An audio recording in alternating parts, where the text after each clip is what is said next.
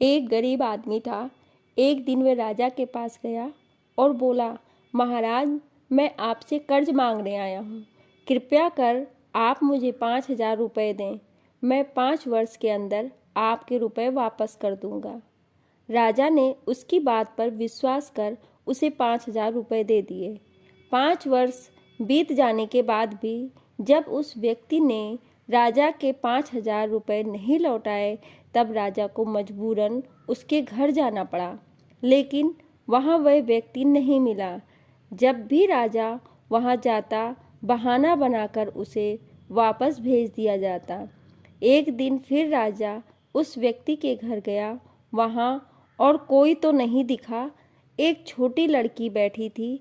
राजा ने उसी से पूछा, तुम्हारे पिताजी कहाँ हैं? लड़की बोली, पिताजी स्वर्ग का पानी रोकने गए हैं। राजा ने फिर पूछा, तुम्हारा भाई कहाँ है? लड़की बोली, बिना झगड़ा के झगड़ा करने गए हैं। राजा के समझ में एक भी बात नहीं आ रही थी, इसलिए वह फिर पूछते हैं, तुम्हारी माँ कहाँ है? लड़की बोली, माँ 1 से 2 करने गई है।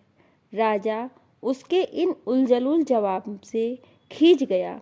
वह गुस्से में पूछता है, और तुम यहाँ बैठी क्या कर रही हो? लड़की हंसकर बोली, मैं घर बैठी संसार देख रही हूँ। राजा समझ गया कि लड़की उसकी किसी भी बात का सीधा जवाब नहीं देगी, इसलिए उसे अब इससे इन बातों का मतलब जानने के लिए प्यार से बतियाना पड़ेगा। राजा ने चेहरे पर प्यार से मुस्कान लाकर पूछा, बेटी, तुमने जो अभी अभी मेरे सवालों के जवाब दिए, उनका मतलब क्या है? मैं तुम्हारी एक भी बात का मतलब नहीं समझ सका। तुम मुझे सीधे सीधे उनका मतलब समझाओ। लड़की ने भी मुस्कुराकर पूछा, अगर मैं सभी बातों का मतलब समझा दूं तो आप मुझे क्या दोगे? राजा के मन में सारी बातों को जानने की तीव्र उत्कंठा थी। वह बोला, जो मांगोगी वही दूंगा। तब लड़की बोली, आप मेरे पिताजी का सारा कर्ज माफ़ कर देंगे तो मैं आपको सारी बातों का अर्थ बता दूंगी। राजा ने कहा, ठीक है, मैं तुम्हारे पिताजी का सारा कर्ज माफ़ कर दूंगा। अब तो सारी बातों का अर्थ समझा दो।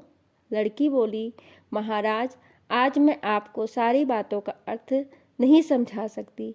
कृपया कर आप कल आएं। कल मैं ज़रूर बता दूंगी। राजा अगले दिन फिर उस व्यक्ति के घर गया। आज वहाँ सभी लोग मौजूद थे।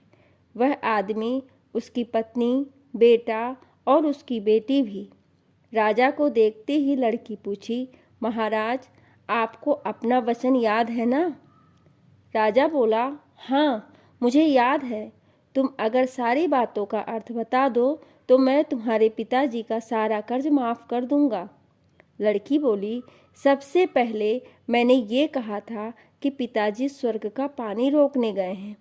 इसका मतलब था कि वर्षा हो रही थी और हमारे घर की छत से पानी टपक रहा था। पिताजी पानी रोकने के लिए छत को छा रहे थे, यानी वर्षा का पानी आसमान से ही गिरता है और हम लोग तो यही मानते हैं कि आसमान में ही स्वर्ग है। बस पहली बात का अर्थ यही है। दूसरी बात मैंने कही थी कि भैया बिना झगड़ा के झगड़ा करने गए हैं। इसका मतलब था कि वह रेंगनी के कांटे को काटने गए थे। अगर कोई भी रेंगनी के कांटे को काटेगा तो उसके शरीर से जहाँ तहाँ कांटा गड़ ही जाएगा, यानी झगड़ा नहीं करने पर भी झगड़ा होगा और शरीर पर खरोंचें आएंगी। राजा उसकी बातों से सहमत हो गया। वह मन ही मन उसकी चतुराई की प्रशंसा करने लगा। उसने उत्सुकता के साथ पूछा, और तीसरी चौथी बात का मतलब बेटी? लड़की बोली, महाराज, तीसरी बात मैंने कही थी कि माँ 1 से 2 करने गई है। इसका मतलब था कि माँ अरहर दाल को पीसने, यानी उसे 1 का 2 करने गई है। अगर साबुत दाल को पीसा जाए तो 1 दाना का 2 भाग हो जाता है, यानी यही था 1 का 2 करना। रही चौथी बात, तो उस समय मैं भात बना रही थी और उसमें से एक चावल निकालकर देख रही थी कि भात पूरी तरह पका है कि नहीं। इसका मतलब है कि मैं एक चावल देखकर ही जान जाती कि पूरा चावल पका है कि नहीं, अर्थात चावल के संसार को मैं घर बैठी देख रही थी। ये कहकर लड़की चुप हो गई। राजा सारी बातों का अर्थ जान चुका था। उसे लड़की की बुद्धिमानी भरी बातों ने आश्चर्य में डाल दिया था।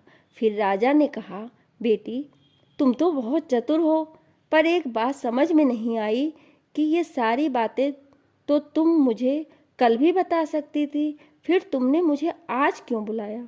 लड़की हंसकर बोली, मैं तो बता ही चुकी हूँ कि कल जब आप आए थे तो मैं भात बना रही थी। अगर मैं आपको अपनी बातों का मतलब समझाने लगती तो भात गीला हो जाता या जल जाता, तो माँ मुझे ज़रूर पीटती। फिर घर में कल कोई भी नहीं था। अगर मैं इनको बताती कि आपने कर्ज माफ़ कर दिया है तो ये मेरी बात का विश्वास नहीं करते। आज स्वयं आपके मुंह से सुनकर कि आपने कर्ज माफ़ कर दिया है, जहाँ इन्हें इसका विश्वास हो जाएगा वहीं खुशी भी होगी। राजा लड़की की बात सुनकर बहुत ही प्रसन्न हुआ। उसने अपने गले से मोतियों की माला निकाल उसे देते हुए बोले, बेटी ये लो अपनी चतुराई का पुरस्कार। तुम्हारे पिताजी का कर्ज तो मैं माफ़ कर ही चुका हूँ।